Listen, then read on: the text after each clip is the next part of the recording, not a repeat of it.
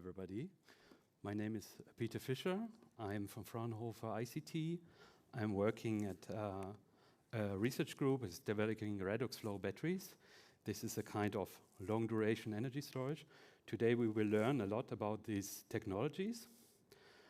And the title of the session is Making the Sun Shine at Night.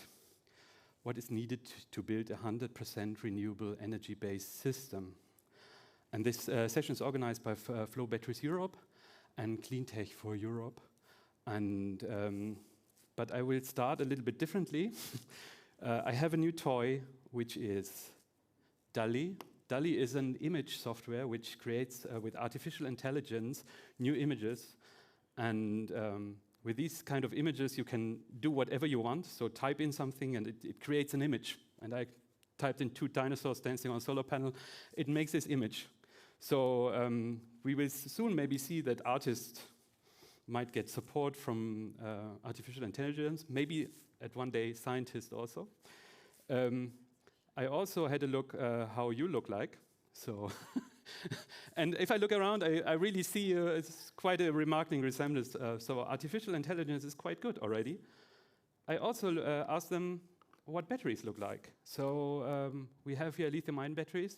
This is quite well known. Everybody knows the lithium-ion battery. So in the collective of the internet, of the images, this battery technology is quite known, but a Redox flow battery looks quite amazingly different.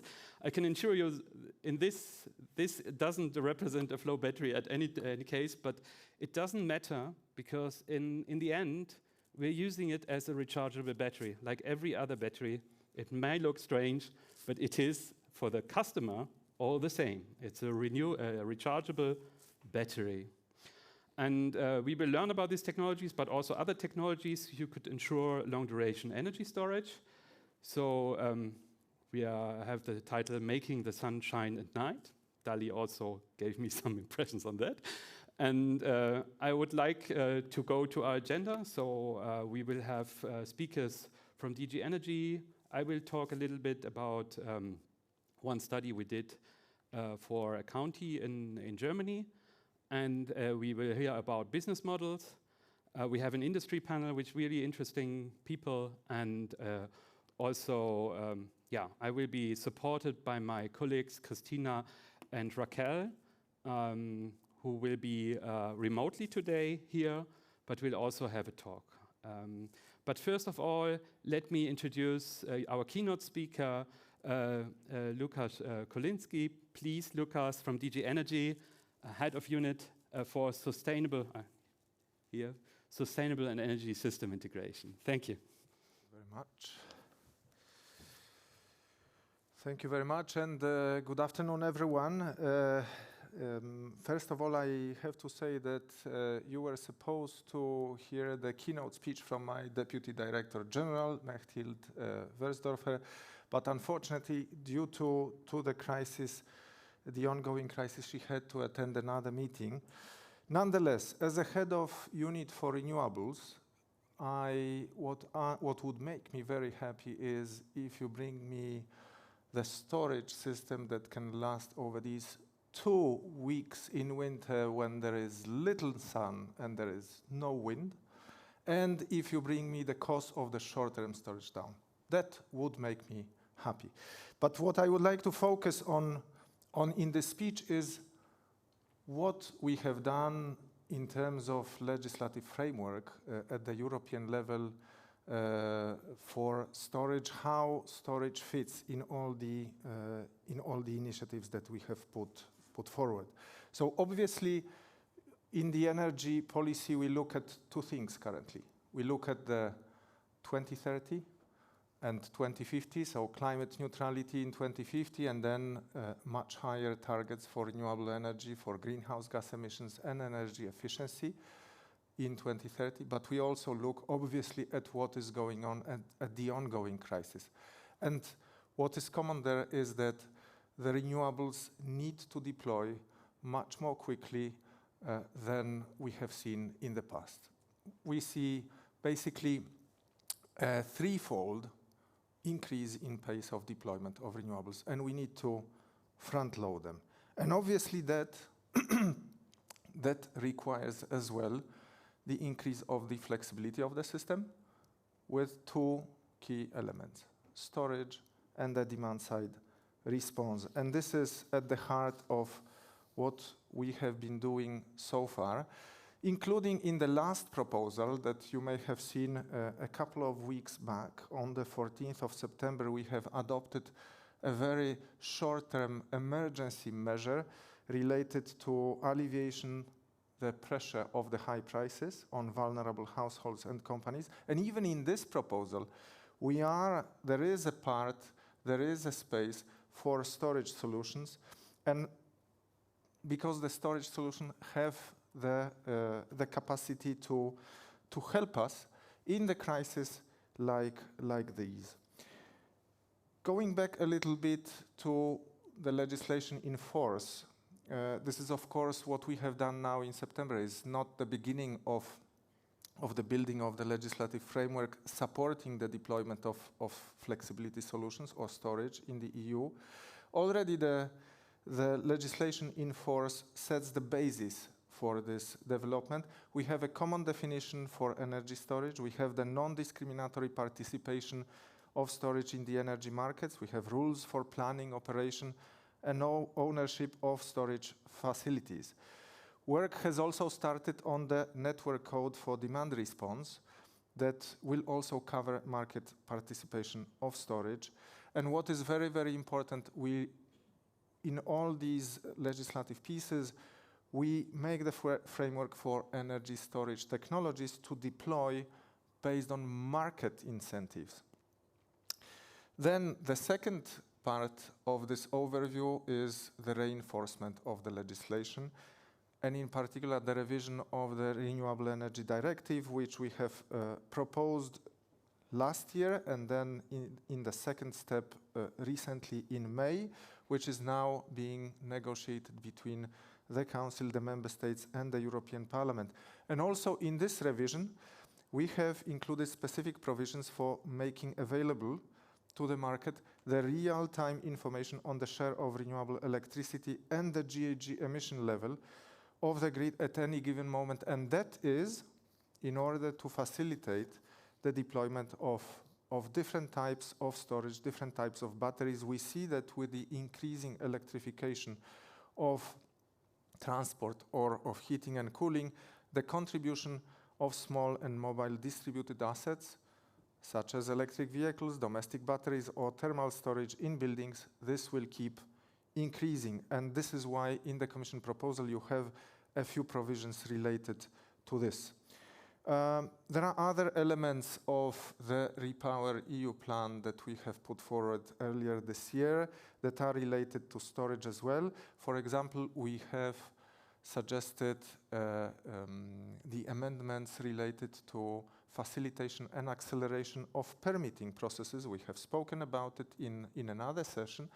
And this permitting is for the generation assets, but also includes on-site storage, which is important. We need to deploy these assets much more quickly. A few words on the research and innovation, because I started with this. We really need to close this gap. For a long time, the Commission has supported and invested in energy storage research. We know the importance of it.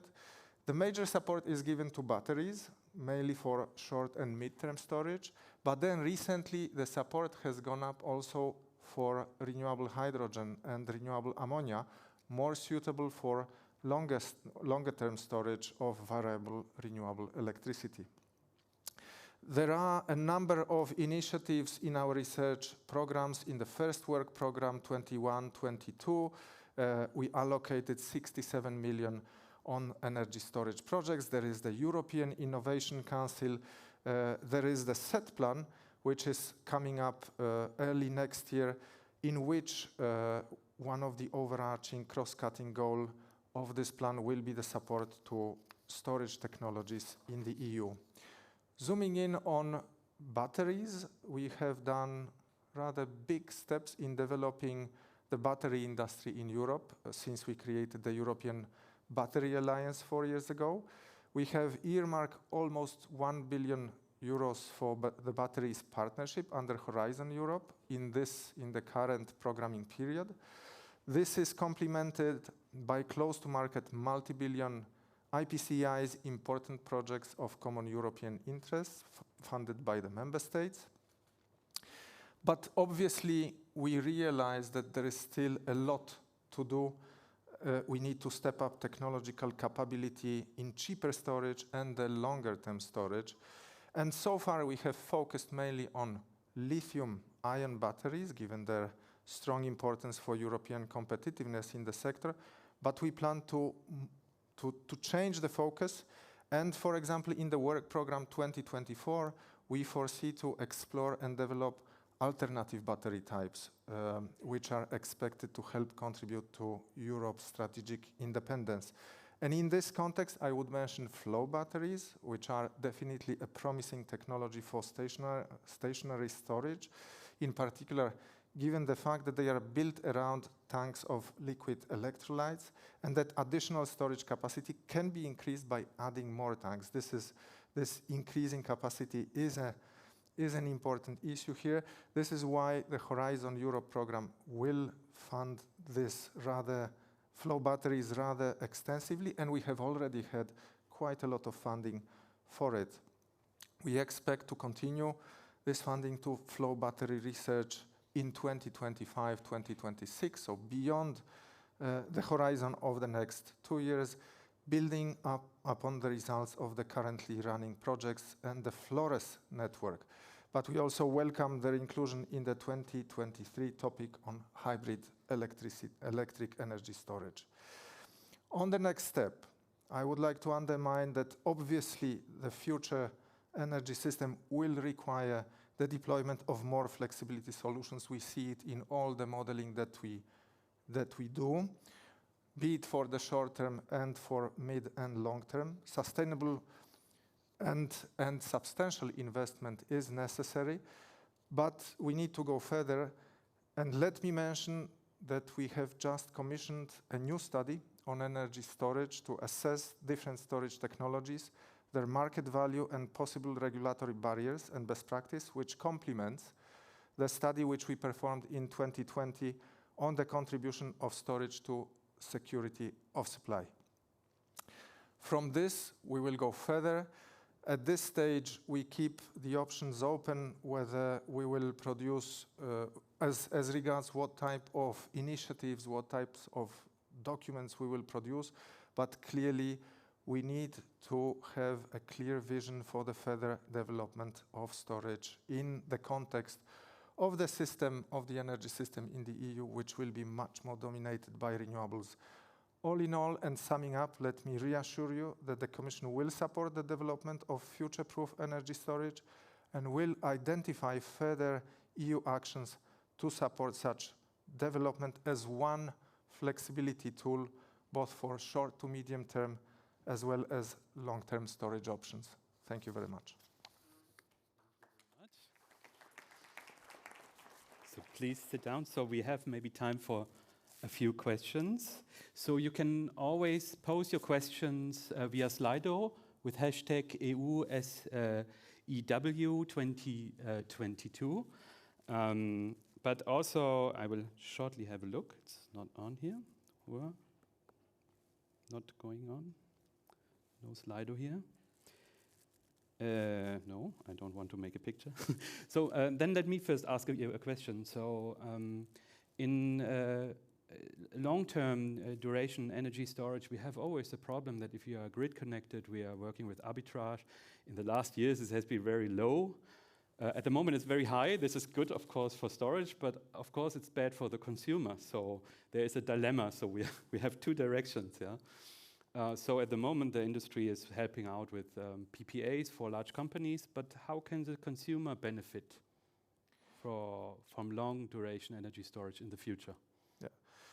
There, I think that, I mean, you mentioned the PPAs, and one thing that we would like to see is more expansion of PPAs, including to smaller and medium companies. Mm-hmm. And this is what we are pushing through the guidance that we produced earlier this year. We are discussing with the member states. We would like to see more PPAs going beyond the large companies, and thus expanding these benefits into the economy. But I think there is a role also for the state, for the auctions there, and definitely what we are talking to the member states about is how to ensure that there are more auctions for storage or for generation and storage, which can help indeed to bring these benefits wider. Thank you. If someone can help me with this tool, maybe you can open it. I don't know how to do it. In the meantime, I will ask you another question. So at the moment you said that for the really long duration storage or seasonal storage, what we maybe call, at the moment you foresee the hydrogen or... Oh. Serious there. So hydrogen or liquid ammonia. On the other hand, we have already an existing gas infrastructure. So what do you see about this huge investments that has to be made for really big storage like we have in the gas storage, which we are now a big political issue? Will we build the same infrastructure for hydrogen because we can't use methane, or will we use methanization? So there are a lot of question marks. Is there an incentive to in which direction the EU wants to go regarding the long duration storage, so seasonal storage? Mm-hmm. Perfect. Mm-hmm. Yeah. Well, when we discuss the potential role of hydrogen as storage, our focus is on renewable hydrogen. And there, obviously, I mean, it's not a secret that the market is nascent. We are at the beginning of it, and we need to build it. And that's why I said at the beginning that that's one gap that we need to close before we can think about 100% renewable electricity system. We are supporting. We are trying to support the development of the hydrogen market, of the renewable hydrogen production and consumption via different tools. And let me just mention very briefly, we have obviously financing for infrastructure, but we are also discussing about, and we have financing for the production of hydrogen, for the electrolyzers. You must have heard on the 14th of September, the President announcing the European Hydrogen Bank as well. So there is the Hydrogen Alliance as well. So there are different financing tools that we have. We have the important common projects of European interest.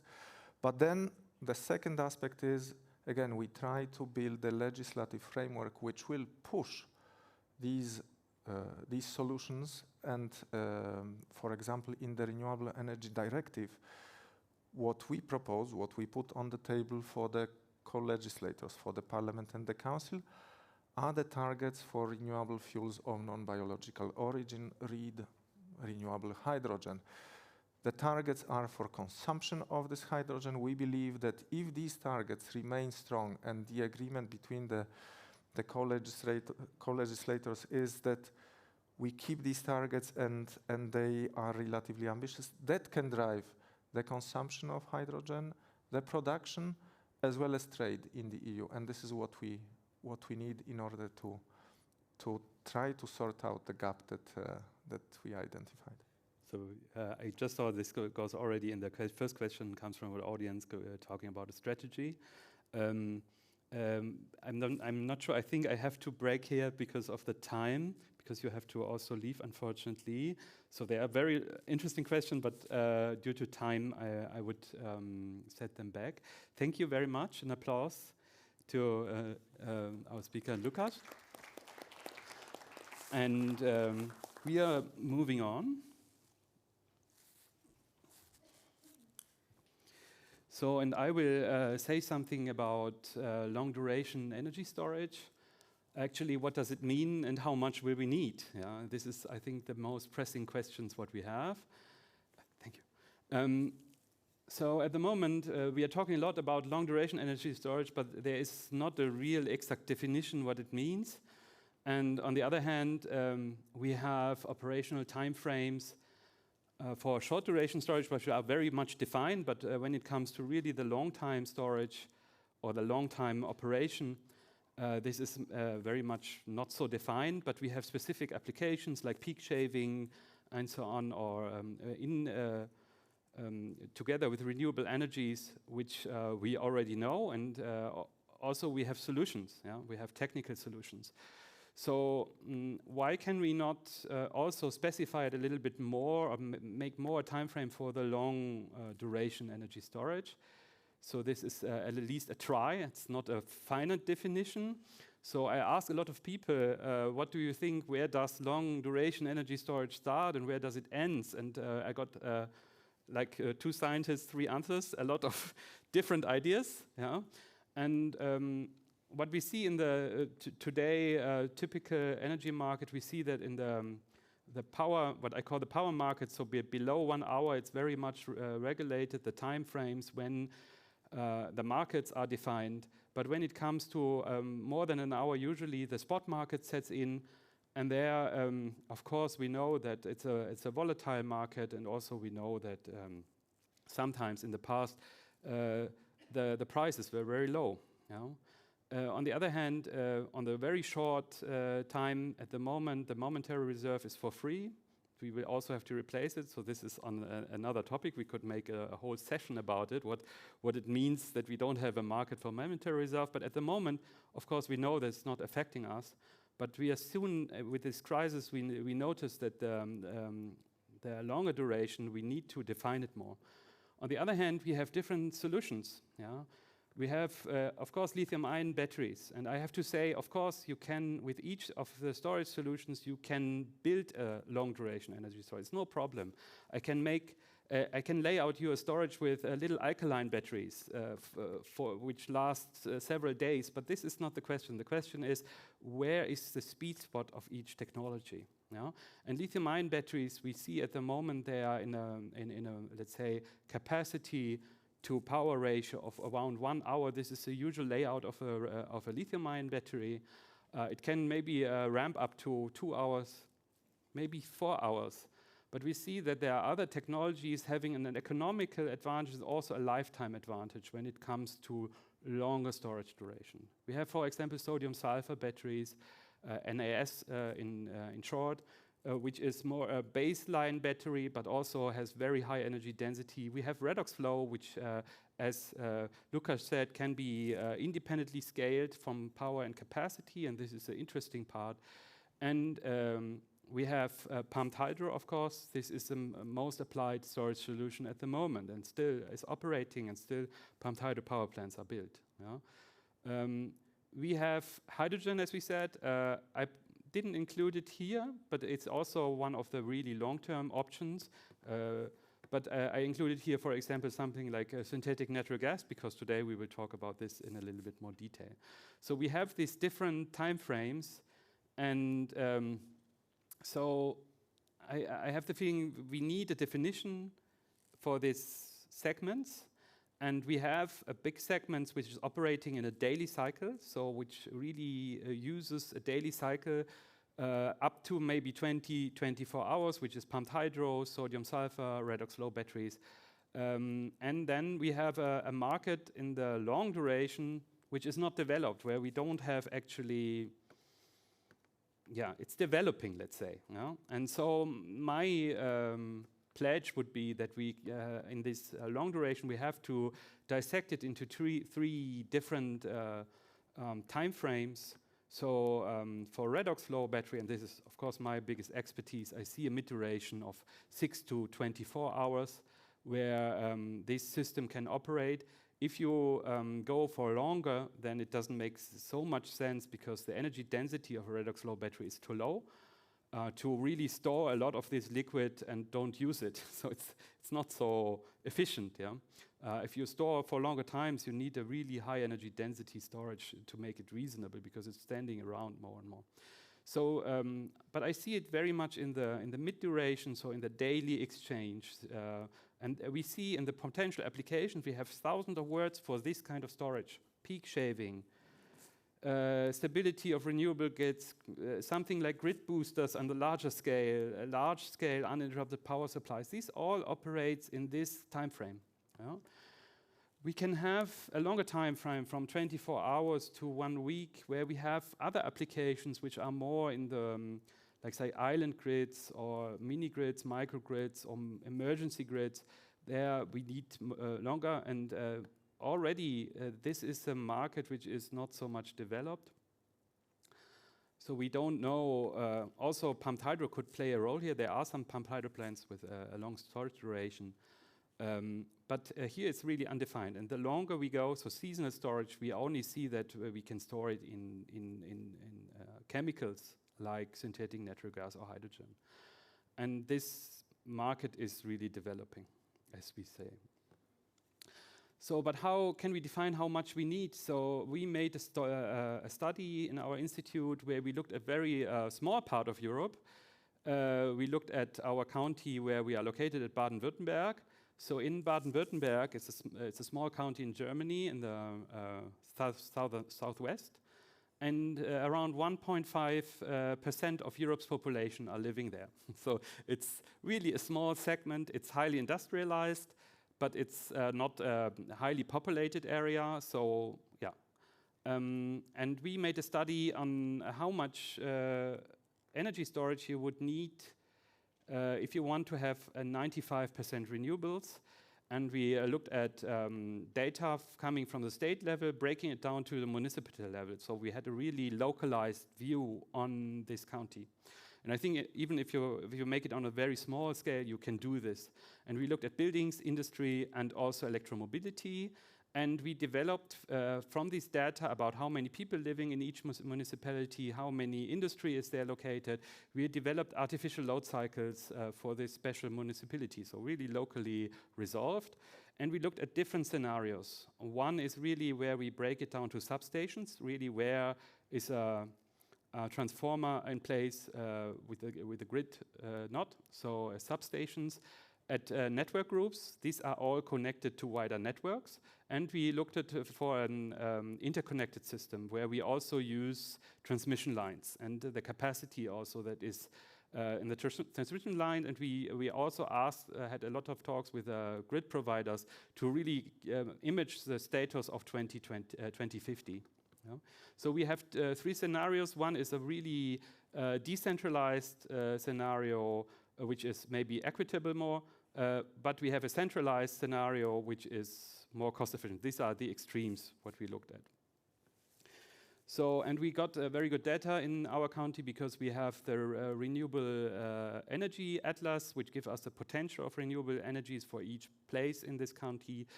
And so we looked at the different scenarios, and usually what you see is, of course, when you distribute energy more local or consume and store energy more locally, of course, you use the capacities more locally and also use more, actually. If you have a really centralized system on the right, you see some areas which are more used. This is mostly in our region, Black Forest, where we can use a lot of wind. So in the wind, we exploit mostly the best parts, where in the decentral, you have to use what is available. Yeah? And also we looked at storage. So in the storage, we made distinguishing between short duration storage, which we call lithium-ion battery storage, which goes to 2 hours in this scenario. And we looked at green, which is Redox flow battery, which started at 6 hours. And everything in the mean is somehow gray. And so you can look at the different locally storage demand where you need more lithium-ion battery storage or where you need more long-duration storage. We looked at 2 different load predictions. One is what we call technology mix, which comes from a study. We use this data with a regular prediction how the load will develop in 2050. And also we use an electrified scenario where we also include more electrification in the industry sector.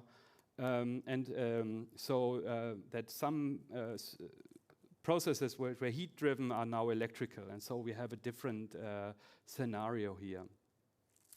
And there we can see that the different scenarios give a lot of prices. So we can see here that there are a lot of columns. So it's very difficult to read this diagram. But here is the energy, and here is the power price for the different scenarios. The lower bar is always the regular technology mix, and this is the electrified mix. And we also subdivided it in long duration storage in green, and in purple is the lithium ion, which was short duration storage. And we can see here the different scenarios. If you want to have 95%, you can see it here, here, and here. And of course, the more local you are, and the substation, you need more storage. The more centralized, you need less. But as you can see, if you're reaching 100% renewable energy, you really, really need a lot of storage. So let me, also we gave some storage cost. Of course, also in the more centralized scenario, the costs are much, much lower for each scenario. So let me, due to the time, give you a short takeaway. So if you want to have 95% renewables in 2050, we need between 17 and 175 gigawatt hours. This is a really huge spread, depending on which scenario we are looking at. If we look at a more local scenario or a more distributed scenario. But this also comes with certain policy directions. Yeah? So you have to, if you go for a more centralized scenario, you have to plan also the renewable energies, and you have to plan also the storage solution. Yeah? In reality, it will be a mixture of all of these. Yeah? So what we see is, of course, the cheapest scenario will be in the connected system. This is, I think, very much. And if you are very decentralized, of course, the number of lithium-ion battery storage will increase, and the number of long-duration energy storage will decrease if in a decentralized scenario. In a centralized, we need actually more long-duration energy storage. And this is my takeaway. And for this, I'm happy to take some questions. So maybe Mitch, can you read some questions? There we go. Ah, perfect, yeah. Okay. First question is, oops, it disappeared. Is gas to hydrogen going to be promoted? And how about battery quality carbon black? Oh. I think we may have the last question set. Yeah. So we have, why is thermal storage not included in the definition of long-term storage? The technology is available today. Absolutely, yeah. So definitely, when we made this this study, we looked at battery storage, and this is of course one weakness. You could replace the Redox flow battery easily by other storage technology like synthetic natural gas, hydrogen, or other things. Yeah, this was just a definition that we need their longer storage duration, or we can use lithium-ion batteries. Yeah. So we didn't, what we used in the study, we looked at variable power and capacity and optimized it. This is how it has been done in this study. Well, there's not another question, so maybe I'll ask one. Yes, please. Take the liberty of doing that. One just popped up, so I'll use that one instead. Recently, California reached a new peak electricity demand of 55 gigawatts. Blackouts avoided because of more solar plus storage. What can we learn from this California example? Yeah, I mean, I think it's a good example, because the worst example is Texas, I guess, where the term winterize always is in my ears, and always when I talk to people who think we shouldn't invest in storage also, and renewables, I bring the example of Texas, which is, I think, the worst example, how it's not to be done. And it's really, I'm really happy that California, who is really get a payback from their heavily investment in storage solution, because they really invested quite a lot, and this is quite good. And also in America, we have this duck curve phenomena where you have very transient loads, and this can be really also reduced with mid-duration energy storage solutions like the batteries or the pumped hydro we saw. So maybe I'll interject my question now, which is more one about pricing. You mentioned in your discussion that that the cost distribution between very large and relatively small energy storage solutions was quite remarkably different. And I'm wondering, what's the benchmark that you're using for your analysis of the energy storage value over time? Yes. Do you have a standard benchmark that you use, or is there one evolving? In this case, it was, of course, calculated with the revenues the storage generates at certain calculated prices. So that makes the differences how much you use the storage. Yeah, if you build a storage and you use it only one time a week, then your investment won't pay back. So this has been done with a software called Homer Energy, which is where we build our own battery models. But we used it because it has an optimizer for price, and so we can optimize the whole system and get then a price information. This has been done in this study here. Yeah. So I think we should now move on. The next is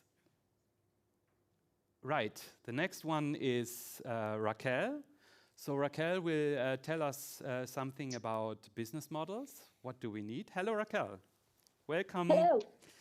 I'm very happy you are here from Vitoria. So please tell us a little bit about business models for storage.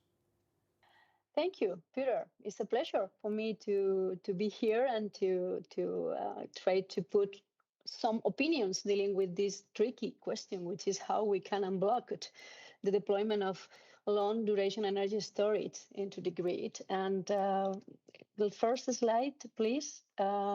I would like to start just putting everything in the context, because I know that everybody probably already knows, and probably it has been already commented several times during those days. But I would like to remember that we are in an energy transition. That means that electric grid is underway a significant transformation right now as a part of the Europe needs to move from a static system, electric system, with centralized electricity to a more dynamic, more stable electric system, where consumers also play a relevant role. What everybody knows right now is that in this transition scenario, energy storage can provide to utilities, to grid operators, to consumers, a set of new options for managing energy. Okay, it's clear. Energy storage can provide or can increase resiliency, can provide backup power during power outage, can stabilize the grid, can lower the cost of meeting peak power demand, and also, and obviously, is a way to increase the value of wind and solar installations. But let me say that since energy storage is a relatively new technology, to provide all those benefits, it's important to say that many countries will need to change or to make changes in their regulation to take advantage of the many services that energy storage could provide. As you can see in the slide, obviously we have several options. Energy storage technology is now available at different development stages, at different project scales to cover from short term, I refer to seconds, to long term or even seasonal storage, which means several months. Here I would like to, and take a reference from the previous question, that when we talk about long duration energy storage, we are not talking just about electrochemical energy storage. We are talking about mechanical energy storage, thermal energy storage for sure, because don't forget that 50% of the energy used in Europe is used for cooling and heating. So it's relevant to think about thermal energy storage and also to put in the table the chemical energy storage. So focus on one of the main challenges in the energy transformation, which is to enable greater penetration of renewables energy. What I would like to say is that grid operators need to have solutions to accelerate the adoption of renewable energy. And the solution for sure is to adopt long duration energy storage system. Next slide, please. Okay, what is happening with the deployment of these kind of technologies. Other thing that is quite clear is that Europe needs to boost the deployment of long-term duration energy storage just to fulfill the Green Deal targets. And moreover, if we take into account the new and recent Repower EU energy policy strategy, this policy did not set a specific target for storage deployment, but established a bit more demanding target for renewables for 2030, coming from 40% to 45%. Anyway, dealing with Green Deal, dealing with Repower EU, which is clear, is that Europe needs almost 200 gigawatts of energy storage by 2030 to accommodate the large amounts of renewable energy. If we see the slide, it seems that from now, 2019, 2020, we were roughly 1 gigawatts of deployment. And we need to reach 14 gigawatts by the end of the decade. So it seems there is an important mismatch between history deployment rates and the actual energy system needs. If the energy storage is not included in the system immediately, probably Europe will fail to meet the targets. Not everything is negative. If you see the slide, the trend during the last year is quite good, let's say, or at least means that we reach 3 gigawatts installed, which is at the end a little bit far from the 14 gigawatts we need at the last in the last of this decade. And I include these kind of figures, those coming from Delta EE forecast, because as you can see, it seems that we expected new deployments in the next year, 2023, to reach 6 gigawatts.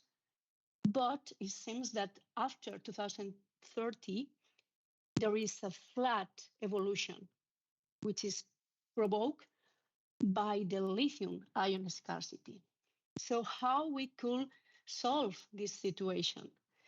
That means either new lithium supplies are right to address shortage, or new chemistries, as Redox flow, must reach commercial viability, competing with lithium-ion in the short term, or addressing the challenges we have for the long-duration storage. Next slide, please. So once again, coming back to the needs of energy storage in Europe, as I said before, and according to the European Association of Energy Storage, Europe needs more or less 200 gigawatts of energy storage in 2030, but the target is 600 gigawatts by 2050. Just for everybody to know, from these 200 gigawatts, more or less 65 more or less will be pumped hydro energy storage, which mostly already existing today.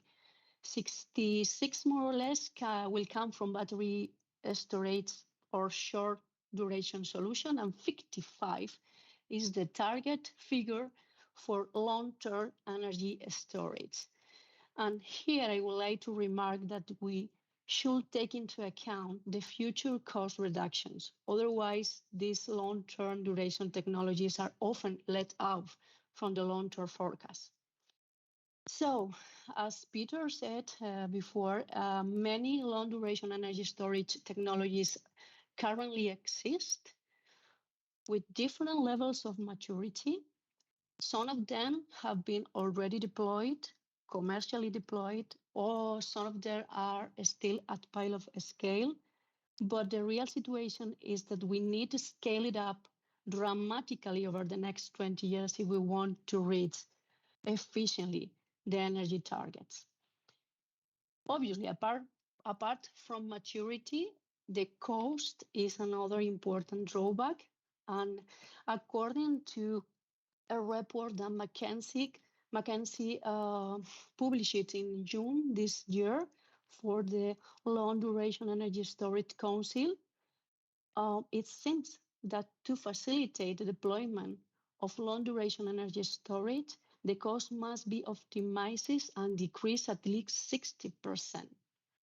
So present day long duration energy storage deployment is low, but the momentum is growing exponentially. Okay, just I would like to bring to this table the three keys that seems to be more important to unlock long duration energy storage deployment, which obviously means that governments need to establish supportive ecosystem to long-term planning to support first deployment and scale up, and for sure to appropriate market design. Next slide, please. So here you are some possible new business models. When we talk about business models, we talk also about applicability, and also we talk about economic viability. And for sure, the correct storage technology to be used for different services depends on the cost, for sure, but also depends on the business model we want to apply. And that means that we have to take into account operational requirements, mainly in terms of power capacity, discharge duration, and response times. So different technologies operate at different operational parameters, so not all technologies can fix the different business models. And sometimes the solution is not to choose one technology, but to combine different technologies for a business model. The decision to invest in an storage facility remains quite specific into the market role we want to choose among the different ones we have, which are trading, production, transmission, or distribution, or even consumption. Today, there are three main applications that currently generate regular revenues. Frequently regulation, small, continuous, and fast change in power output to the grid to maintain continuous balance between generation and load. The second one is capacity payment, which means that a storage company signs a long-term contract with a utility company, under which the battery system owner receives a fixed money fee from utility to the right to charge or discharge the storage. And finally is renewable integration, which means that we pair a battery or an energy storage system to a wind, solar, or gas plants to control the ramp rate at which the electricity is fed to the grid. There is a fourth one, which is the holy grail of the energy storage, which is the energy arbitrage or time shifting, which is for sure by far the largest potential market. How we can consider is that when we are trying to analyze the profitability of an energy storage solution, we have to take into account if we can manage different roles among the electricity value chains. I mean, we can support trading, production, transition, and distribution or consumption. For example, voltage control can apply to production, to transition and distribution, and also to consumption, which means that the investment in energy storage will save the investment in voltage regulation. So, conclusion. Define which energy storage technology or combination of technologies can perform in a specific business model regarding the profitability is not an easy question. And depending on the country, depending on the regulation, we have to perform a very detailed analysis. The support of the countries is really important. It seems once again that there is a mismatch among the need to increase the deployment of energy storage and the profitability of these kind of solutions to be included in the grid as soon as possible. So, as technology mature and costs decrease, the range of possibility services and use multiply for sure. Thank you. Oh, sorry. Thank you very much, Raquel. So there are some questions in the chat. So you said that the business model is not easy to find, but of course the question comes, which is the key business model that are relevant to enable a 100% renewable energy system? Of course, we cannot give it in a nutshell, but maybe you can provide us some of the best contenders, what you think is really important. Oh, my main concern here is, as I said at the end of my presentation, is that apart from the three main business model that everybody knows right now, which is frequency regulation, capacity payment, and integration of renewables, the main problem right today is that when the investor wants to decide if an energy storage facility is profitable or not, most of the time, unfortunately, numbers are not good. So that's the reason why I think that to reach this 100% of renewables integration and to really increase the deployment of energy storage, governments has to put on the table some incentives or some changes in regulation. Otherwise, it's difficult to find which is the best business model, because if you make the analysis in the States, or you make the analysis in Australia, or you make the analysis in Europe, the final profitability changes quite a lot, believe me. So it's not easy. And one of the main possibilities now is to take the compromise of governments to support a little bit the profitability of energy storage. Question also, regulation also plays a role. Someone asked, for example, how should can it be made into buildings?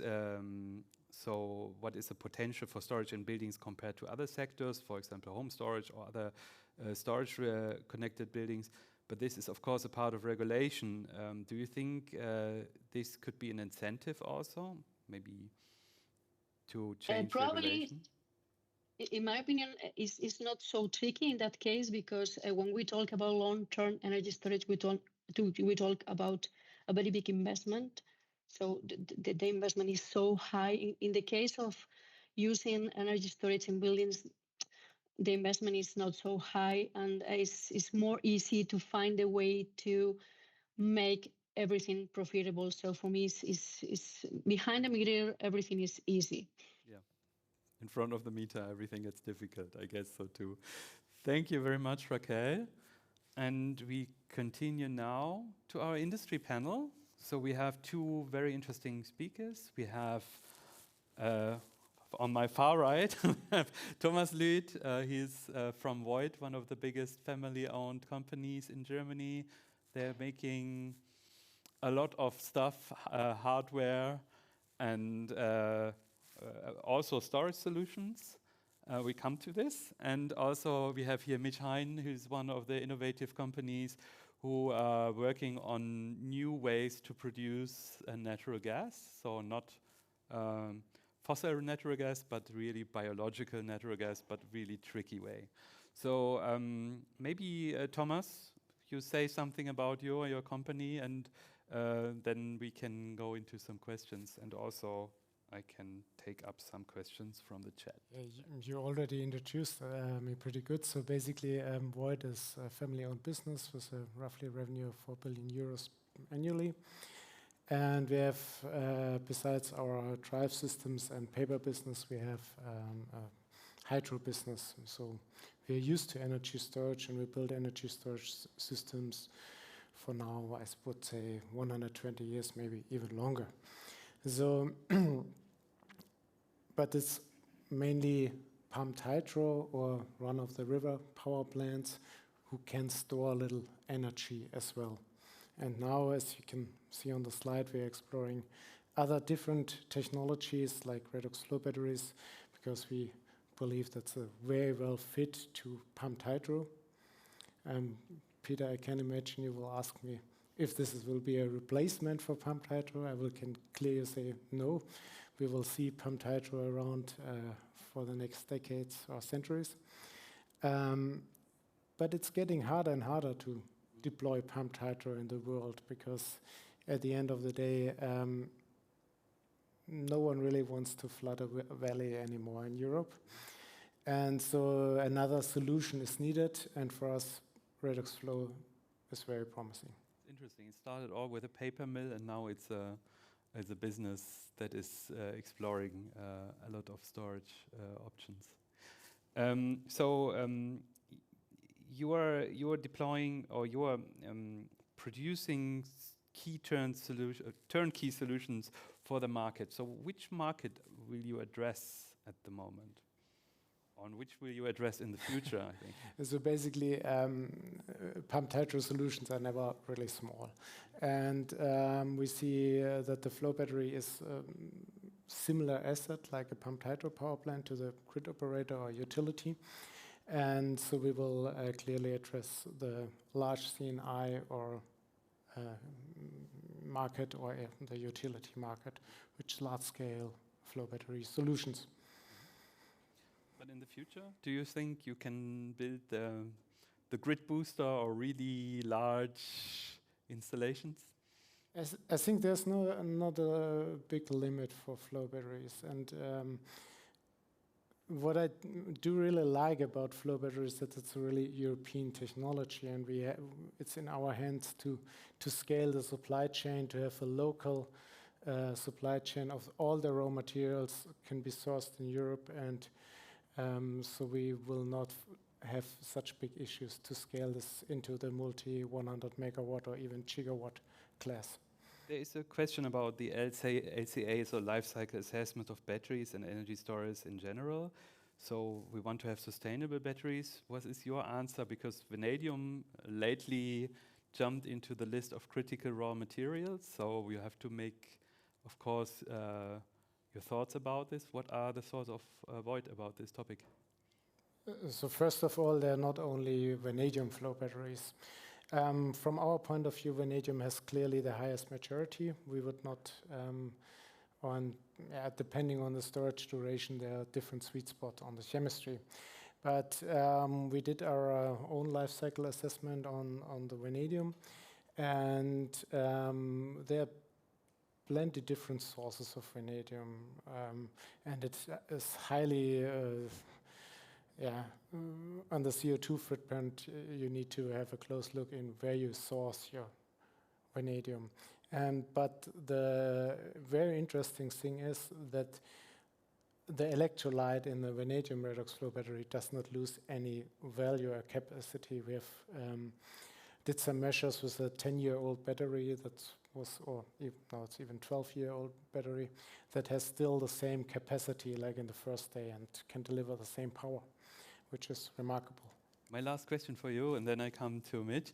So you said about the European, it's really a European technology, but the vanadium at the moment is still mined somewhere in China, Russia, South Africa. What do you say to this? At the moment, that's true, but we see some activities, especially in Scandinavia, to mine and source local vanadium, even from waste material, and there are activities to do this even CO2 free. So to answer your question, we will have batteries with a very low CO2 footprint. Thank you. Then we come to Mitch. Maybe Mitch, you'd say a little bit about your company and what you're doing. Right. So we're actually quite a smaller company and much younger than Voigt. We're a venture capital-backed company here in Germany, where our headquarters are in Munich. We also have actually some significant support from the European Innovation Council Fund, which invested in Electric K. And our technology is attempting to make use of what we think is the largest existing battery, which is the natural gas infrastructure. And it's easy to overlook that because we think about it as storing fossil energy, and we want to be storing renewable energy. So Electric K's process is to take renewable power that's not used as well for another purpose and convert that renewable power into methane, which is, most people realize, but some people don't. Methane is actually the most common chemical component of natural gas. It's about 98% methane. So you can make renewable methane and you can displace fossil methane from the grid and actually have a renewable energy source that is within the natural gas infrastructure. So our goal is to scale that, and as a small company, we can't do what Voith can do or what utilities can do. So we're a technology provider, and we need to bridge our technology by licensing it to large energy services companies or to utilities to deploy our technology at scale to push renewable gas into the gas infrastructure.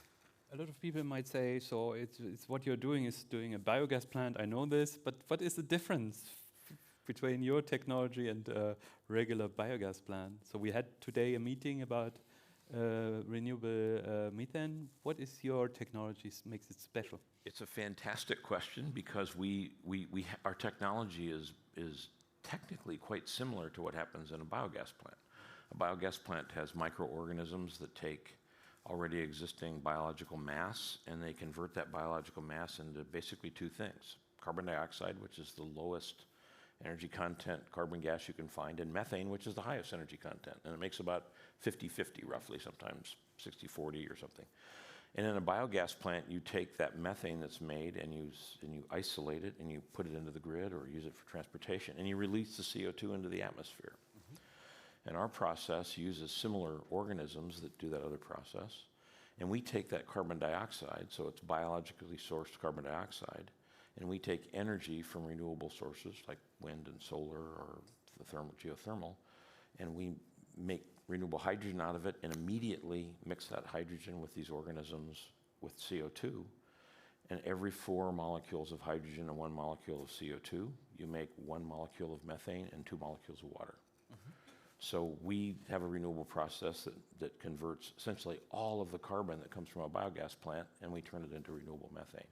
So that carbon that's being currently vented from a normal biogas plant, we can take that, double the production of a biogas facility, and put that into the grid as renewable energy. So you're not using any agricultural areas for this, but you have little helpers here.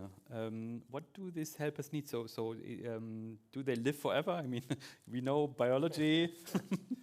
How do you do it? Well, forever's a long time, but so far they're doing pretty well because they're among the oldest organisms on the planet. They've been around for, there's an argument about whether it's 3.4, 3.8 billion years, but they've been doing this process for that long. And we've simply found a specific organism or a set of them that do this with very, very high efficiency. And when we run a plant for a year or a reactor in the laboratory for 2 years, there's essentially no biomass accumulation. They just sit there and do this work. So it's not like brewing beer where you have yeast that you have to get rid of or some other fermentation processes. So we keep a steady culture of the organisms. They take a very, very small amount of the carbon and a very, very small amount of the energy to maintain themselves. And so they turn over 80% of the energy that they get and over 95% of the carbon into methane. Very good. So there's a technology which maybe you both of you can answer. He said, which technology could be developed fastest to provide more gigawatt hour of long-duration energy storage capacity, including consideration of strategic materials? So the scale-up. Can you scale it up fast? Because at the moment, the crisis, I mean, I guess your telephone never stops. So maybe you start first, Mitch. Can you scale it up today? So if you get an answer here, phone call, hello. The answer is yes, we can scale. So I say we, when I say the we, it's the royal we. As a small company, we don't have the capital, and we just saw some really interesting numbers about what the capital costs are.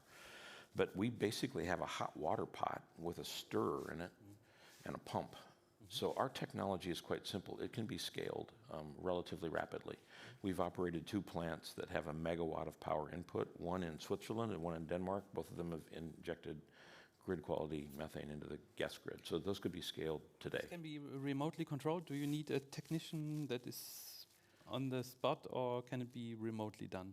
Well, currently we keep technicians on the spot because we want to keep an eye on it. But the answer is you can run it remotely. The very first plant that we ran in Denmark, I ran with my iPhone from California. Okay, very good. And that was 5 years ago. That's cool. So, Thomas, scale up. We are preparing for scale-up. It's always a question about size and time, but we do have all the materials available in Europe, and we can ramp it up if needed. Perfect. So there are some other questions, but maybe we can take them later in our Q&A. So we proceed now to Christina. Christina, are you there? Yes, hello, can you hear me? So Christina will tell us something about why isn't there more storage installed in the grid, and she gives us, I think, some inside answers. So please, Christina. Thank you very much for the introduction, and hello to everybody. Thanks that I'm able to join today virtually. If you may bring up my first slide, please.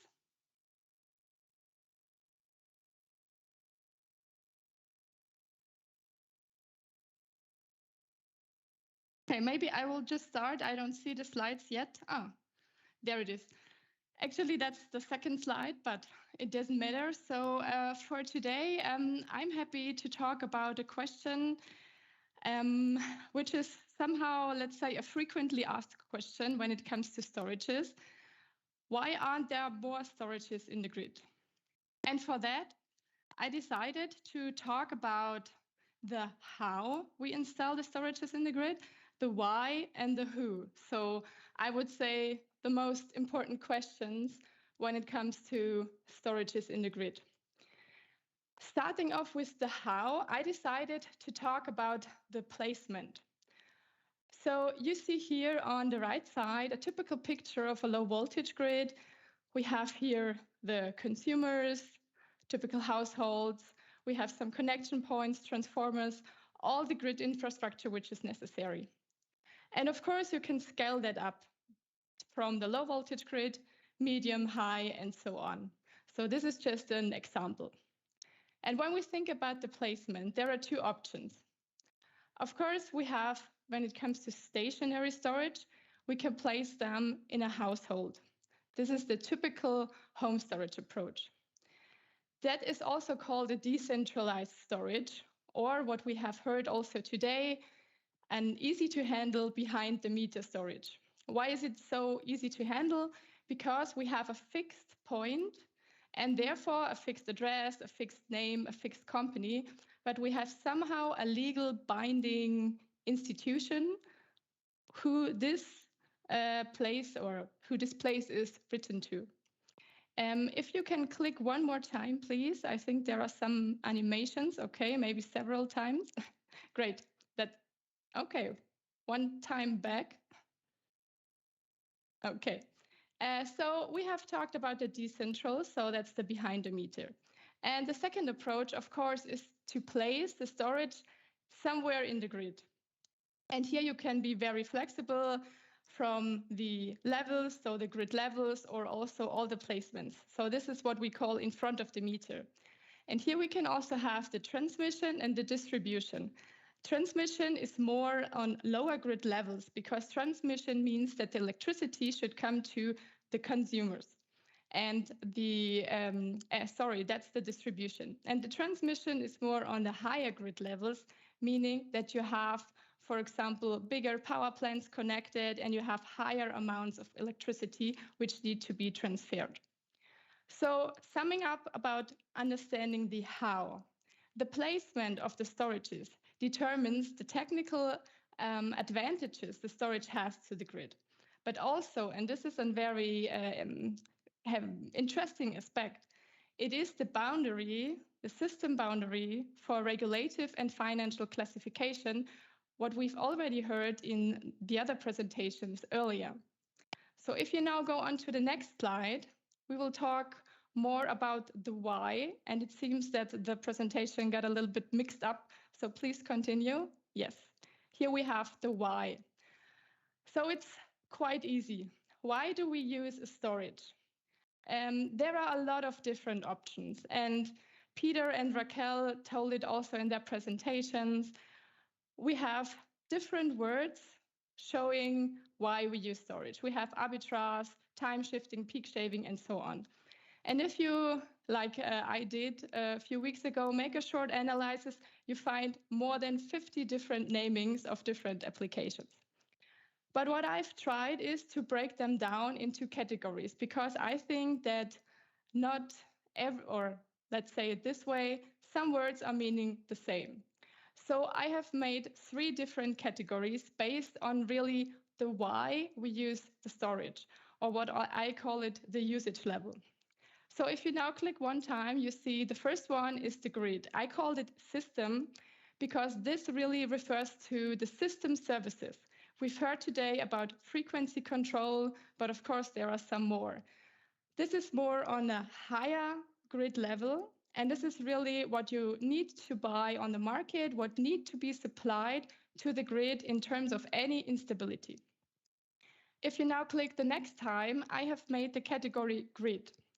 And with this, I refer more to a local grid system. So that means you need to ensure the voltage, you need to look at the transmission line, the transformers. So there are questions about the local grids. And of course, the last category, manage.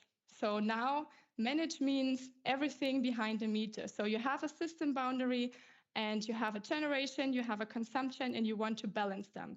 That's basically the main why for manage. It's always referring to this simple question. How can you balance generation and consumption for one specific point? While system and grid, they are not only referred to one specific point. If you now go to the next slide, please, we see that a little bit more on a map. Again, on the x-axis, you see the placement. We had the decentral placement going to a much broader central placement. And on the y-axis, you see now the usage levels. And I try to map them again from a really specific application, which I see manage, to a more broad application, which is system. And now we have the final question, who operates the storage? And I really like this map because you can now put for every classification I have made, you can think about who is the person, entity, or legal company who can operate the storage. And this really differs for different usage levels and placements.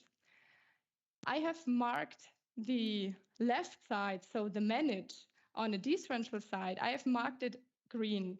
I'm not sure if you can see it online, but it's a little bit marked green because it's quite clear on that side.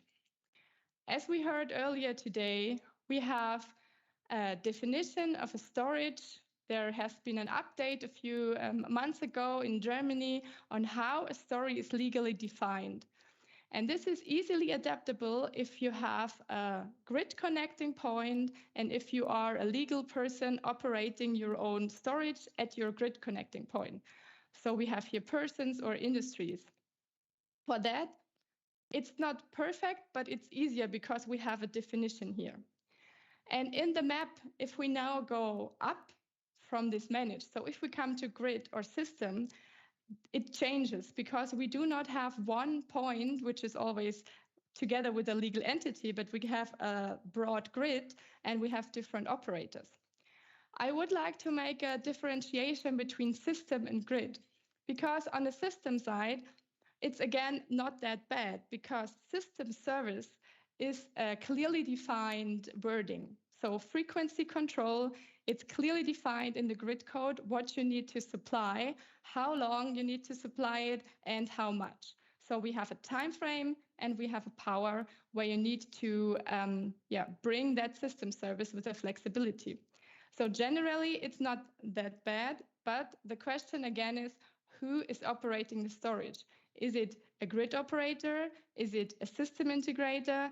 Can this comply with the unbundling, so with the differentiation of the supply, the transmission, and the generation of energy? So there are still questions which need to be answered. On the grid side, which is the middle part, I think it's the most difficult one at the moment because this work is currently done by each grid operator as a day-to-day business. They are looking at the transmission lines, at the transformers, integrating renewables, and so on. But with a higher amount of renewable energy, there will be more challenges, especially in these local grids. And there the question is not clear who can operate a flexibility and how can we introduce this flexibility in the grid. But of course, it will be needed, as we all know, with an increasing amount of renewable energies in our grid. So to sum up the slide, the different usage levels and the placement, this really marks, or this is really dependent on the market, so how we can earn money with our storage, but also on the legal environment. So it's very crucial to look at every different system level and really find out what are the system boundaries for installing a storage or for operating the storage. Next slide, please. And with that, I would like to sum up my talk. So we had earlier the question, why aren't there more storages in the grid or more batteries in the grid? And it is clearly, as we have heard earlier today, everybody in our session today has some different focuses. But to sum up that, we have, of course, technical, financial, and regulative requirements. And the technical side, speaking about technology neutrality, we have several options also on several timescales. So the options are there. Of course, the question is from a technical option, how do we need to design a storage which then fits perfectly to one grid or to more than one grid? So it could be really useful to have some kind of universal design approaches. But what is even more required now are really financial and regulative requirements. So how can we characterize a battery as a flexibility to have a clear marketability depending on the usage level? So do we need to have different characterizations for the different usage levels? And if we do so, what are the system boundaries which we need to apply to really define the regulative framework? So to really know who can operate the storage. And that is, from our opinion, one of the most steps we need to take now to really make these classifications or to really understand them, adapt them, of course, to local conditions in every country, to really bring the storage on the road, in the grid, or in the households. And with that, I would like to thank you for your attention, and I'm available for any questions. Thank you very much, Christina.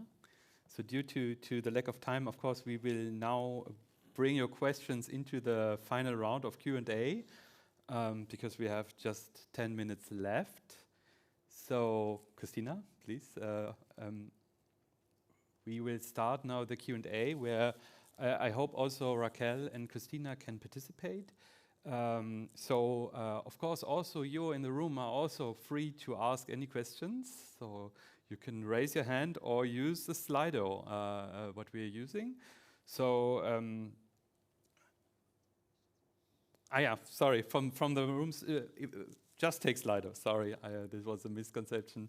So I have here one that is talking about the complementaries between hydropower and solar and wind, especially even in neighboring countries. Thomas, so can you say something about this? Complementaries? I think hydropower is always a good solution to store energy. But I think the question was more about can I have my solar, my wind over there and have my hydropower plant over there? Mm-hmm. And then I somehow need to interconnect it. And if it's across borders, we have a lack of interconnection capacities in Europe anyhow. So I think the target is to have 10% of the installed power as interconnection capability between each of the countries. That could help, but I guess it will be even longer than build decentralized storage. So here's another someone asking about the weight of Redox flow batteries. Isn't it quite heavy compared to lithium-ion batteries? But I think there you can also do something. Yeah, for sure. It's way more heavy, but you can stack it. Yeah. Because it's not flammable, and so you end up with a similar footprint in a large-scale installation. Of course, not in small scale, but in large-scale operation, you will end up with a similar footprint like lithium-ion. And compared to to pumped hydro, the energy density is way higher than pumped hydro. Pumped hydro has a very low energy density, but it's still very much in use because it's a very cheap and efficient technology. But I can tell something. Christina and I had on the last EU Sustainable Energy graph where we looked at the area footprint, because in stationary storage, this is actually what you buy, what the cost is, the area, and not the energy density in volume. And there, of course, flow batteries are much, much better because you can stack them much, much more. So for the other speakers, so would a dedicated energy storage strategy and targets at the EU level would help to generate investment? Because I think this is, I give to you and maybe also to Raquel this question. So Mitch, would you think that a dedicated energy storage strategy and targets at the EU level would help to bring more investment, especially in your technology? Yep. I think the answer is yes, if the storage strategy takes into account what would be required to bring capital to invest in the energy storage. If you're dependent upon individual countries to provide support, and there isn't a European-wide pool of capital that's being brought in by private investors that are willing to get take that risk to get a return on investment, I think you won't see a broad distribution of the solution. It'll be more locally oriented toward which countries do that. So if the storage strategy is at the EU level and it actually provides incentives for return on investment for capital, I think it would be quite effective. Raquel, do you have something to add, or? No, I completely agree. The idea for sure is if we depend on the different countries' support, probably we will fail. And if we finally have a overall EU strategy to boost the deployment of energy storage, for sure we will be the best option. So yes, the answer is yes. We have to have a EU level strategy to do that. Okay, I have a question for Christina. So you showed us about the different levels. So you said at the moment the grid is the most, let's say, problematic, where we really are not sure how we can place their storage. What would you recommend to resolve this conundrum that we can't have so much storage in the grid? That's an interesting question. It would be easy, anybody could answer, yeah? So I would say so when we now really speak about that locally grid services, so just that part as flexibility to the grid and not the system services, which are already clearly defined, it could be the sense that the flexibility, so the storage, is used as a grid asset for the operator. Because in some cases I have seen in local grids, if they have really a high amount of renewable energy, so then they have a penetration of, let's say, already 50% of the households have photovoltaic. So if you look into this kind of grids, sometimes they need to insert another transformer or they need to build new infrastructure. And instead of doing that, of course, they can also add flexibility. So at this, let's say, causality, the storage is somehow infrastructure for the grid operator. So that could be one option to think about it. But of course, this is not possible at the moment because of the legal framework, because of how they earn money, how they are able to earn money. So this is not possible at the moment, but it could be something to think about for this local grid supply. So really, I'm talking about smaller grid operators who are having their own network. There, it could be an option to really include storages or, let's say, flexibilities into their grid assets. Very interesting. So I have also a question for Raquel. So one second. Are there any specific business models regarding thermal energy storages for district heating and cooling networks? You talked about that thermal energy storage is also an important part. How does it look like for thermal storage? Especially longer duration thermal storage. Yeah, there is room for long-term thermal energy storage, most probably coupling with electrical grid using pump. Sorry, I can't remember the name. Yeah, these heat pumps. Yeah, to make the X power X. So for sure, in fact, there is some very good examples in Europe using thermal energy storage with profitability returns to deal with the cooling and heating in different places using thermal energy storage, just as a way to reduce the heat pumps size and to be more efficient doing that. So the answer is yes. This is a very good option to manage cooling and heating in Europe using thermal energy storage. Thank you very much. I think we are now, unfortunately, at the end of time. So there are so many questions left I couldn't answer. So sorry that I can't bring up all of them. I would like to thank for the speakers. First, remote Raquel and Christina. Big applause for Christina and Raquel. And also a big applause to Thomas and Mitch from our industry panel, and also, of course, the speaker Lucas from DG Energy. Thank you very much. So I want to give first a word to Anna, who will make some announcements. Excellent, Peter. Thank you very much for this session, which wraps up our thematic block on renewables. I think it's been a really insightful, a lot of knowledge that has been brought to the table. So thanks again to you and to all of the speakers for being with us. As I said, this wraps up the thematic block of the European Sustainable Energy Week on renewable energies, and also the day 3 of the European Sustainable Energy Week. There's only one day left on the policy conference, and I wait for you all tomorrow from 9 a.m. Brussels time to discuss, first of all, consumers, the role of consumers and fair transition, and also decarbonisation across different energy sectors.